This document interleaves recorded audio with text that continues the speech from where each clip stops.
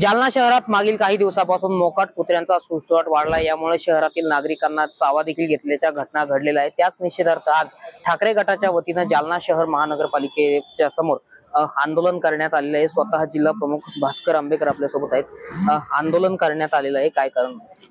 बघा, जालना शहरामध्ये जी मोकाट कुत्र्यांची संख्या झाली, तर यामुळं हा विषय जीव घेणा विषय झालाय। परवा भवानीनगर हा एक जो विभाग आहे, या विभागामध्ये एक 8 वर्षाचा मुलगा घरातून बाहेर पडला तर 7-8 मोकाट कुत्र्यांनी अक्षरशः त्याला त्याच्या अंगाचे लचके तोडले, लचके।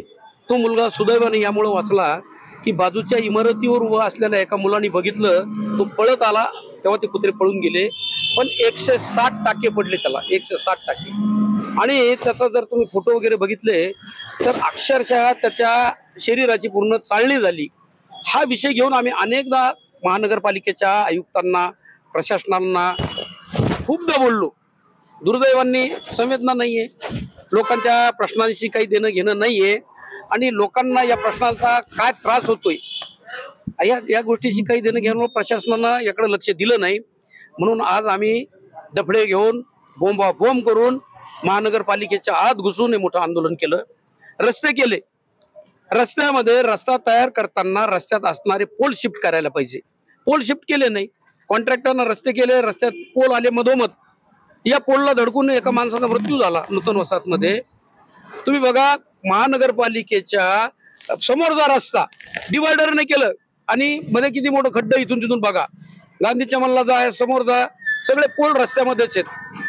मरायला लागले लोक, तरी जर तुम्हाला कळत नसेल आणि तुमच्या समोरच डोळ्या देखत दररोज जाता येता तुम्ही बघताय, तरी सुद्धा जर तुम्हाला या प्रश्नाशी थोडीही काहीतरी जाण नसेल, तर मग आम्हाला तर म्हणजे ही महानगरपालिका होऊन फायदा काय झाला? म्हणून आम्ही यापेक्षा जास्त उग्र आंदोलन करू पुढे। बरं, आयुक्तांसोबत तुमची काही चर्चा झालेली नाही? आयुक्तांना आम्ही तर 3-4 वेळेस असे आंदोलन करून निवेदन दिले होते हो। आज आयुक्त नव्हते आणि आम्ही ठरवलं की तुम्हाला निवेदन देऊन उपयोग नाही, तुम्हाला संवेदनाच नाही। म्हणून आम्ही काय केलं, ज्या नोटीस पाठवल्या, म्हणजे तुम्ही महिन्याला 3दा पाणी देता, 12 महिन्यामध्ये तुम्ही 30 वेळा पाणी देता आणि एका वर्षाचे बिल देता नागरिकांना। आम्ही त्या सगळ्या बिलांचं दहन केलं, प्रशासनाच्या सर्व अधिकाऱ्यांसमोर दहन केलं की तुम्ही रोज पाणी द्या, तेव्हाच बिलं मागा। या सगळ्या गोष्टींचं होळीमध्ये जसं आपण वाईट प्रवृत्तीचं दहन करतो, प्रशासनातल्या, मला वाटतं इथं महानगरपालिकेतल्या अधिकाऱ्यांपेक्षा जास्त वाईट प्रवृत्ती या शहरामध्ये कोणामध्येच नाही।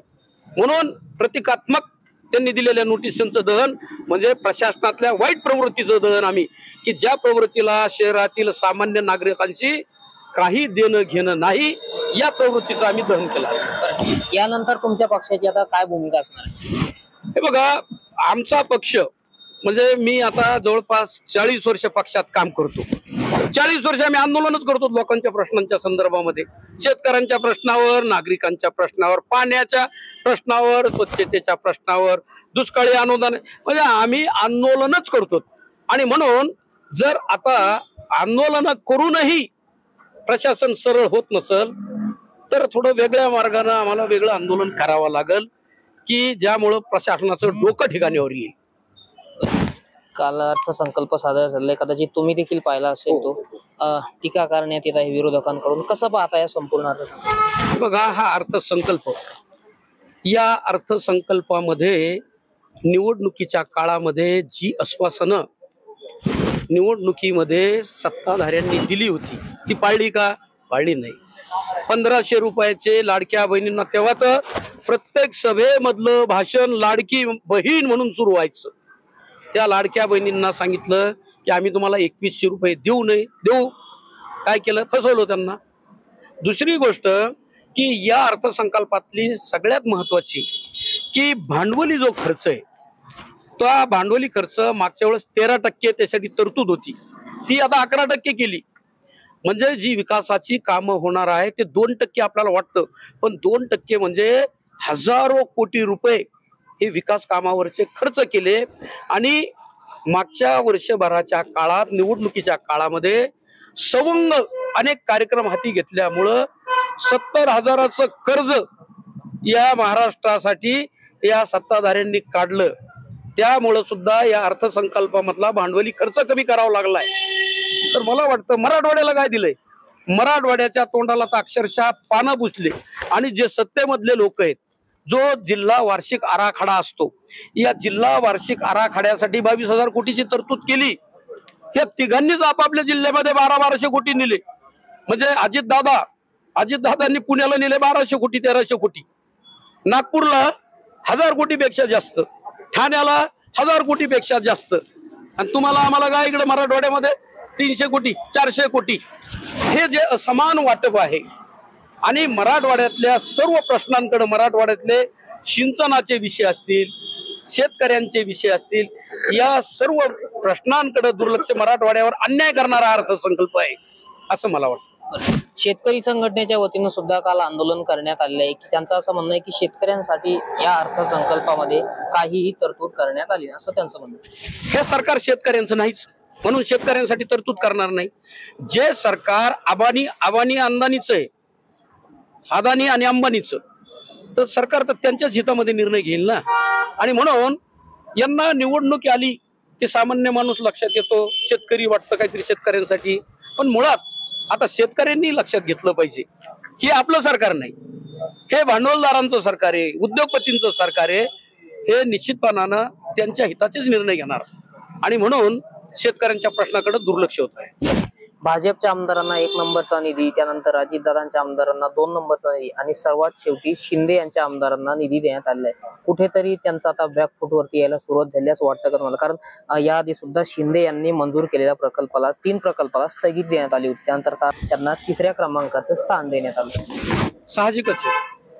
हे बघा, एक लक्षात घ्या, मला असं वाटतं आता की एकनाथ शिंदे साहेबांच्या आता लक्षात आलं असेल, उद्धव साहेबच बरोबर बोलत होते. उद्धव साहेबांना काहीतरी भाजपनं त्रास दिला म्हणूनच ते बाजूला गेले ना. आज एकनाथ शिंदे साहेबांची गरज संपली.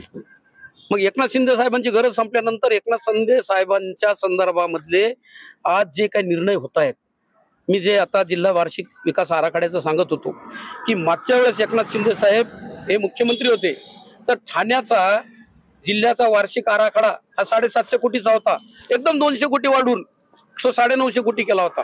आणि यावेळेस फक्त 50 कोटी रुपये त्यांना वाढून दिले. हे लक्षात घ्या.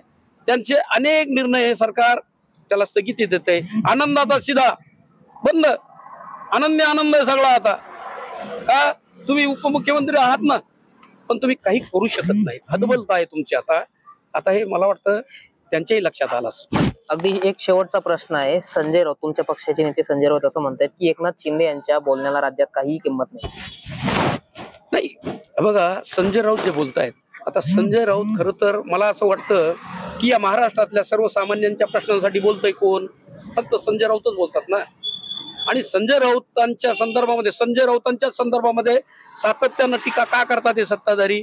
कारण की सत्ताधाऱ्यांचे खरे जे चेहरे आहेत ते संजय राऊत समोर आणतायत. आणि म्हणून एकनाथ शिंदे संदर्भामध्ये संजय राऊत जे बोलले ते सत्यच असं, ते सत्याचे. तर नक्कीच हे होते शिवसेना ठाकरे पक्षाचे जिल्हा प्रमुख भास्कर आंबेकर. यापेक्षाही उग्र स्वरूपाचं आंदोलन यानंतर महापालिकेवर करण्यात येईल असा इशारा त्यांनी यावेळी दिलेला आहे. रामनाथ ढाकणे, TV9 मराठी, जालना.